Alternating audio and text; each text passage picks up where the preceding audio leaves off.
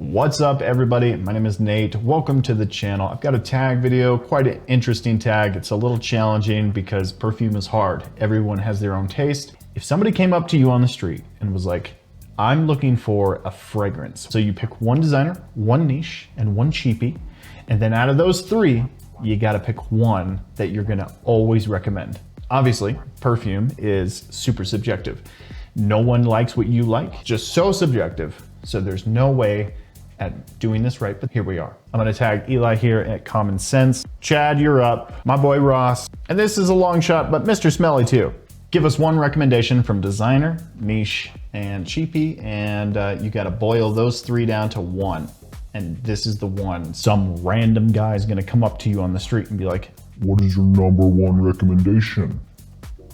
And you're gonna be like, who set you up to this? If I had to recommend a designer fragrance, there would be a bunch of different options for me. First one would be like Prada L'Homme, but this could come across really challenging for some. The powdery iris in here might come across a little cloying, little off-putting for some.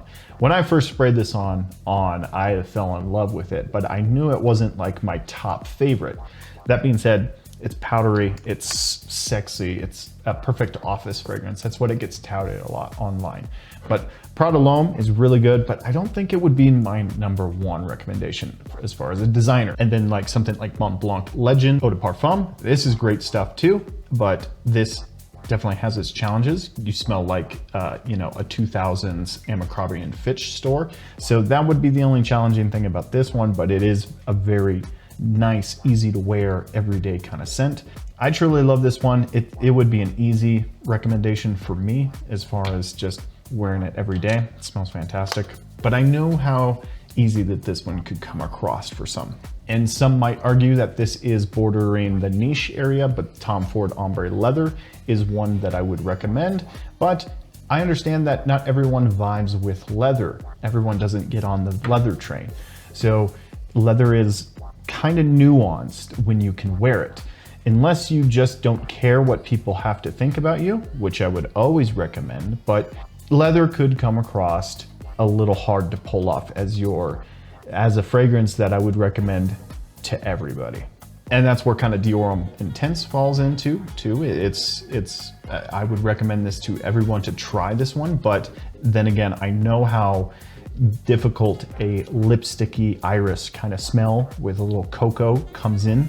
It's hard to pull off sometimes, and not everyone is gonna love this. So it's a little difficult recommending this. I would make sure that they know about it at least, but as far as a recommendation, if somebody came up to me and asked me for a recommendation, this would not be the one I would recommend. The one I would recommend though would be Eau de Parfum. Would feel really confident about recommending this one. This one is appley fresh, it's smooth, it's a little powerful, so you can overspray it, but then you can underspray it when you want to go to work, say, or school, that kind of thing. When I was coming up with the concept for the video, this is one of the fragrances that I would really recommend to anybody. It's a little bit more unique than something like a Sauvage, and it's a little bit more playful than like a Bleu de Chanel. So I think it falls in perfectly with something that I would recommend to somebody.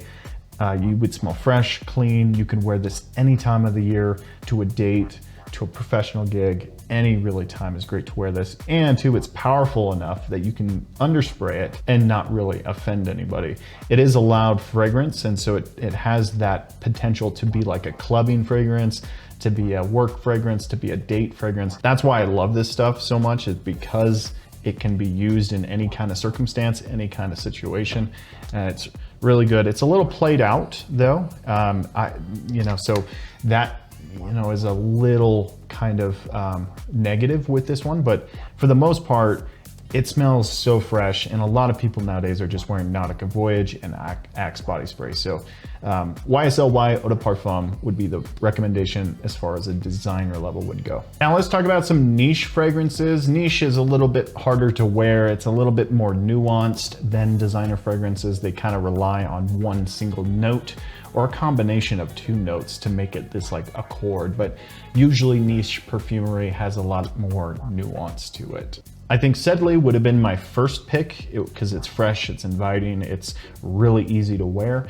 and it's just overall pleasant. But I already added YSL Eau de Parfum, so I wanted to kind of switch it up a little bit. If you were looking for a niche kind of citrusy fragrance, I would recommend this one a lot. But there are some drawbacks with this one because of the performance, and if I recommended the YSL Eau de Parfum, I wouldn't want to recommend two freshies at the same time. And this next one here, Nishane Annie, is a excellent vanilla fragrance, and that's the only reason I would not recommend this to everyone, because this one definitely comes across very nuanced. This is heavy benzoin, ambers, and it also has a lot of rich vanilla in here, a lot of creamy woods, but you know, it is very nuanced. This one will always go down as one of the ones that I always recommend because it's so sexy.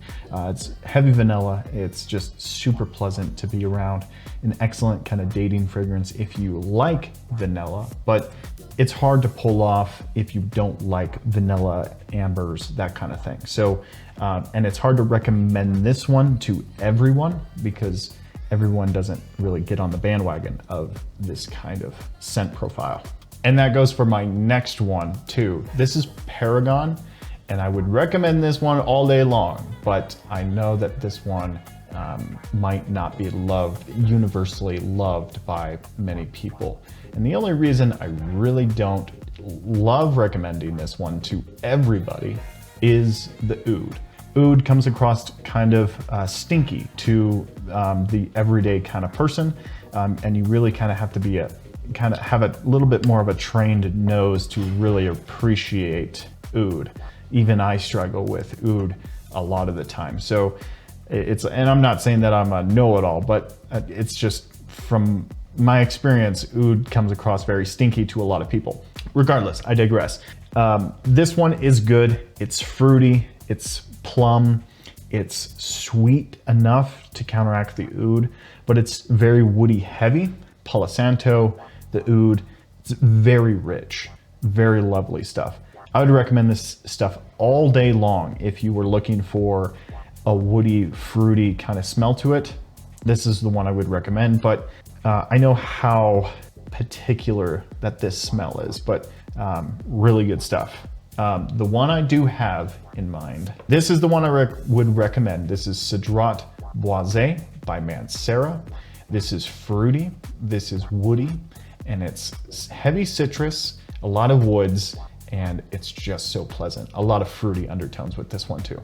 I call this one my Fruit Loops in the Woods fragrance, and it's like, imagine if you're eating a bowl of Fruit Loops in the woods, in a like pine forest.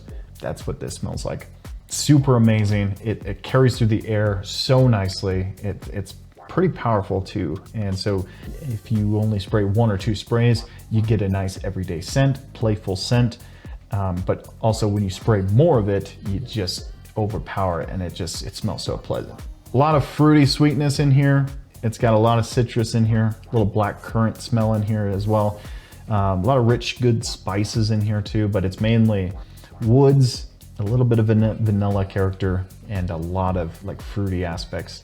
And the cedar is just there. It's just ever so present. So really good stuff. This is one of the ones I recommend all the time, and this for good reason. I mean, this is a very popular beginner niche fragrance, that and Creed Aventus. Creed Aventus is like the #1 of people who want to get into niche perfumery. They go with Creed Aventus because everyone raves about it. So, but Cedrat Boisé would be my #1 recommendation for a niche perfume. Niche perfumery too is also really difficult to recommend just a single one because it's like so heavily nuanced. You really got to know what you like and what you don't like. I would encourage you to sample as much as you can when you're getting into niche, because niche is very heavily focused on one or two things. Let's talk about some cheapies. Cheapies are an actually amazing option to start experiencing more perfumes. And if you like something that you buy for say 20, 30 bucks, you have a full bottle of it. So, and if you don't like it, it doesn't hurt to just either give it away or throw it at the wall and burn it forever. It doesn't hurt. I mean, it does hurt. So the first recommendation I would say is Woody Oud by Maison Alhambra, but I understand how difficult oud is, like I said before. I think that this one is really good. It gets really close to the original. It's super close. It smells like oud wood, just in a weird Mason Alhambra bottle. But I wouldn't make this my #1 recommendation as far as a fragrance to go out and get. But I would say that this one is heavily up there if you like oud, and that's a big if. Another one that I absolutely love, but it also has that oud character in it. But this one is played down a lot. I think this is the least oudy of all of the fragrances that I have. This is Royal Oud by Ministry of Oud, and this is from Paris Corner. Like I said, this is not my #1 recommendation, but I would highly suggest this one because this one has a lot of freshness, pink pepper, bergamot, heavy citrus, but it's also got this cashmere. It's just fantastic. It's really dialed back on the oud character. It does come across woody, but it's not a stinky woody. This is an excellent, like, everyday kind of fragrance, and it's a clone of Royal Oud from Creed. You know you're getting a high caliber scent profile in such a cheap package. But once again, you gotta kind of like oud, and that's the only reason I wouldn't recommend this one solely.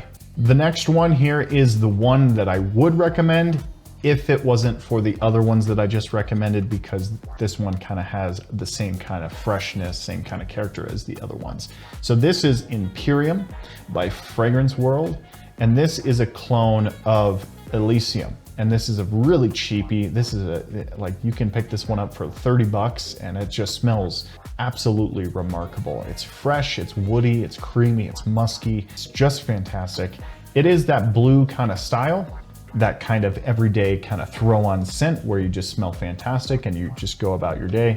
And that's the reason I have, I don't have this as my #1 pick, but it is that good. It's super good. It's fresh, citrus, everyday scent for the springtime, really any kind of season. So that's why I saved this one for the #1 pick, in my opinion, for the cheap fragrances. This one is a little bit more expensive than, like, say, a cheapie, but this is definitely well worth it. This is Jack of Clubs by Fragrance World. And this is a clone or a ripoff of La Nuit de l'Homme's Blue Electric. And this one is smooth, it's sexy, it's rich, it's cardamom heavy, it's fresh lavender, it's super bright, super seductive. If I say super one more time, I'm gonna smack myself. Jack of Clubs is one of the fragrances that blew me away last year. It's super close to the original Blue Electric, and it just has this sexiness behind it. It's rich in cardamom, it's rich in lavender, it's fresh, it's inviting, it is super pleasant to wear. This is a date night king, even though it's a Jack of Clubs. That was good. The reason I put this one as my #1 for my cheapie is because you can wear this out to, like, a date or going out, that kind of thing, like a special occasion kind of thing. And then for the more expensive, like, niche stuff, you can wear this kind of like every day and smell fantastic every day. So we have YSLY Eau de Parfum, we have Mancera's Cedrat Boisé, and then we have Fragrance World's Jack of Clubs. And I would have to say, right off the get-go, if I was recommending one fragrance to one person, I would really ask them what they wanted it for. But if that's not the case, you can't ask them, they just want one recommendation. As much as I love Cedrat Boisé, I think that this one could be too unique for someone who's just looking for a fragrance to smell fantastic with. Even though I don't really think that this one is super ultra unique, it definitely has a little bit more uniqueness than these ones. So for that reason, I'd probably not recommend Cedrat Boisé. That leaves YSLY Eau de Parfum and Jack of Clubs by Fragrance World. These two are absolutely fantastic. I would say YSLY Eau de Parfum is just fantastic, and it can be used for everything. So if you wear this one to, like, let's say a work meeting and that hot secretary is there, she might get the impression that you're trying to seduce her. That's why I would not recommend this one. But that random situation aside, this one, you can wear it anywhere. You smell fresh and clean. You smell like an apple freshness, beautifulness. This one I would recommend to anybody if they're asking me, like, Nate, I just want to smell good. What do you got? You clearly have not watched my YouTube channel. But I would say YSL Eau de Parfum is the recommendation that I would give. That's when I turn it to you. What is your number one recommendation that you would give to anybody, regardless of what they're gonna wear it for? You just have to give them one recommendation. Thanks for watching the video. If you have any recommendations, let me know in the comments down below. I'd love to hear your thoughts on this. Take care. We will see you next time.